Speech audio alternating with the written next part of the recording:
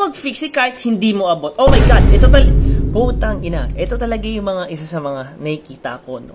For example, height ng tao, 5'5". 5'5". Hindi naman sobrang liit or hindi naman sobrang tangkad. Tapos, let's say, nakita siya ng chinelli. Chinelli, size 56. Tapos, 10K lang yung pixie na chinelli, 10K lang per size 56. Tangina.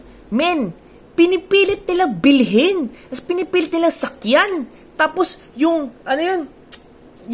kanilang, ang tawag doon, yung kanilang saddle, ganyan na.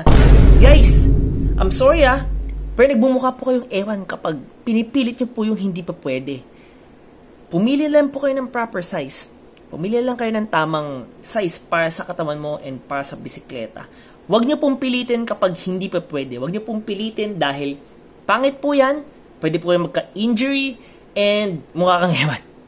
Guys, please, huwag kayo pumili ng mga frames, ng mga components, kahit sobrang laki or sobrang liit.